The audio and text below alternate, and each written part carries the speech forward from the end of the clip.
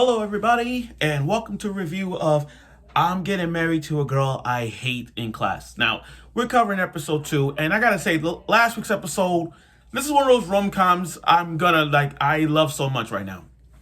Now, this is one of those rom-coms where the average girl, the average guy, lead to like a romance vibe where it could be some comedy involved. And then not only that, they bound to be with each other. Now, this is one of those typical rom-coms where it's like you got two tsunderes and they trying to see who fall in love with it. It's kind of like Kaguya-sama Love is War. You got the two tsunderes going at it until one makes a confession. The only difference between Akane and Sato is that it's on the line. The corporation, their legacy, the tradition thing is on the line just by looking at that. And yeah, there's been some interesting characters that we got to see, especially the cousin. His cousin, oh my god, his cousin. Oh my god, Sato's cousin. I'm gonna get to that later, but I want to put a little opening statement here. I'm gonna do a little opening statement from watching this episode, and I'm just gonna tell you why. Rom-coms are like shonen. Let me say it again. Rom-coms are like shonen. You wanna know why they have that? You know what they have in common? Rom-coms and shonen have this one common little trait, and that is not only the guy gets the girl, but you learn something from watching the show. Tell me a shonen anime you have watched, and you learn a lot from that shonen series. You're like, oh my god, there's a lesson behind it. Like, for example, I like Naruto. I grew up with Naruto's my favorite show of all time. Naruto teaches about, never giving up, trust, teamwork. Don't let no one tell you what you can't do, and you fight through walls. You fight through every obstacle to become the Hokage, those kind of things. Don't let no one tell you can't do this or that. That's that. One Piece, and I love One Piece. One Piece is about freedom, right? And then you're looking at a rom-com like this. No matter what rom-com it tells a story, and the lesson behind it is they're gonna be a couple, and the lesson behind you learn from watching rom-coms. Rent a Girlfriend, the Kaguya-sama Love is War, the 100 Girlfriends. All rom-com tells a story, and it has a lesson behind it. And this show right here, just by looking at the first 2 episodes, the lesson for this one is when a guy argues with a girl, the girl argues with a guy, or when a girl picks on you or you pick on a girl, that means you like them. And in this second episode, we have got it. So without further ado, let's get right to the second episode of I'm Getting Married to a Girl I Hate in Class. Okay, so Akane and Sato. Let me just say this right now. These two are hilarious. Like, the living edition is so fucking funny. And it still goes on. I mean, you got Sato who's trying to be like bringing cups of noodles like Naruto, eating 3 ramen meals a day like some freaking Naruto. And he got his whole refrigerator is full with tea. I mean, he tried. He tried to be the perfect boyfriend. I mean, he cares, looking out for that kind of thing. But Sato's cousin. Can I say about Sato's cousin? She's how do I put her? She has that kind of a, what's the word I'm trying to say? Kind of a vibe going on with her. Like, she has a thing for the cousin. And I'm like, is this sort of aligned? We're sort of aligned with Suga. That's the first thing that came up to me. When I saw that scene where Saito's cousin bit him on the neck. She was saying, I forgot, I keep messing her name. With her cousin bit him on the neck. And then she know everything. I mean, I forgot that that's her cousin. I mean, his cousin. And I also forgot that his grandpa with the whole company thing. But she's so smart. That one bite on the neck and the sniffing of, he's like, oh, you smell of girl. You're living with Akane and you got a house there. She is super smart. Yo, I'm liking the cousin. I'm liking her. Now, I know it's wrong. I mean, like, come on. We're not going to the Kirito Suga ship. We're not doing that. But I'm just saying, just from watching the show, that girl, his cousin, she is freaking smart. I mean, there's no way to put around her. I mean, she eats.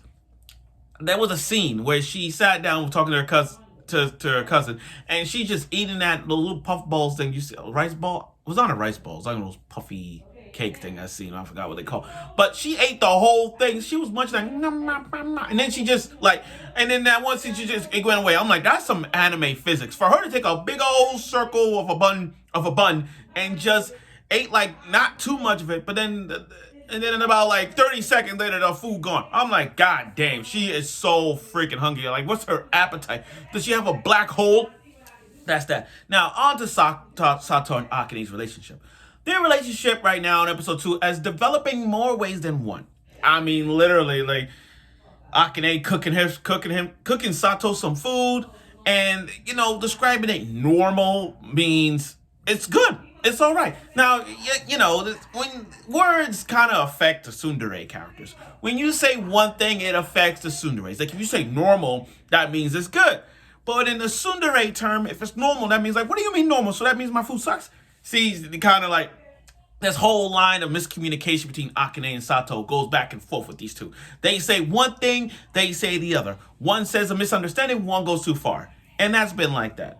Now, again, they pretend to be married still goes in effect. I mean, like, they got to realize, set some ground rules. Like, okay, if we're going to pretend to be married, we got to set a few ground rules.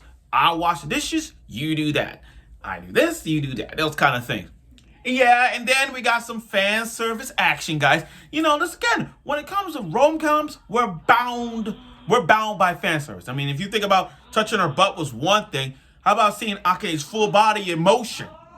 And in this episode, we got it. I mean, and like all rom-coms, when a guy opens the bathroom door, you get to see that.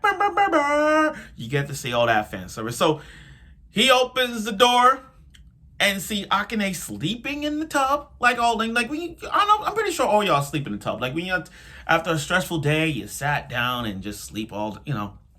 That, and he. As a nice gentleman, he thought he passed out. To be fair, I'm on Sato's side. I mean, he tried to pick up Akine because she thought she was sleeping. Well, she was sleeping, but do the right thing. Slipped, and she's on top of him. And of course, like all harems, shonen, and all the anime genres, when a guy sees a girl, all of this, the girl freaks out, blushing, and then freaks out. And we got that from Akine herself, saying about, is this sexual harassment? I'm like, girl, calm down. It's not like he it ain't like that other rom-com I'm watching where the guy had that straight face like, I can't stand this girl. But he has, but Sato, give him credit.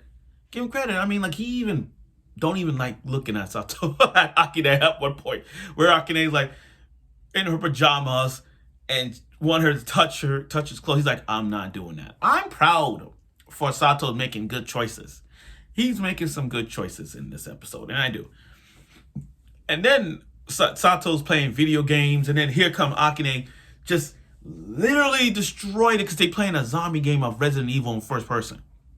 Destroying the console, and I'm like, yo, calm down. Destroying the console to a point where he unplugged it. Can you imagine you playing a game and you haven't even save it on file? You playing a game, not saved, and then your girlfriend or your wife comes in and unplugged it. And you're like, no, I didn't save it. Why did you do that? I feel his pain. One time I was playing Ratchet and Clank and I didn't realize that I didn't save it to a point where it was unplugged. And I'm like, son of a bitch. I didn't save it. And I felt bad because I got to start from square one. I felt his pain. So there was some moments in that one. But again, going back to what I'm saying, overall, though, this episode is the start of their development.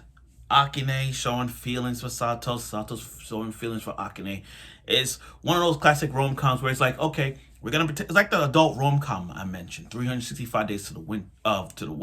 The only difference is this is a rom-com where you got two people that really freaking hate each other. But yeah, the term of this show, which I like the plot is like, it's like, if a boy and a girl hates each other, they bound to be a romantic couple. And like this show, this episode, it all makes sense. Everything makes sense. Because this is what happens in typical high school.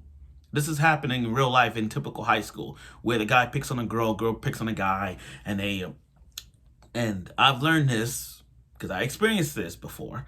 If a girl picks on a guy, that means they like you. And that's what we're seeing in this one. Of course, I didn't get a house and living with her, so that's different. But you guys get the idea of this show. But overall, though, I like this episode. We got somewhat of fan service, and there's going to be a plethora of rom-com/fan service to go around, especially with the cousin. And I know the cousin, Sato's cousin, got a few tricks up her sleeve, and we're going to see more of it. So I look forward for next week's episode of it, and I'm sure you will.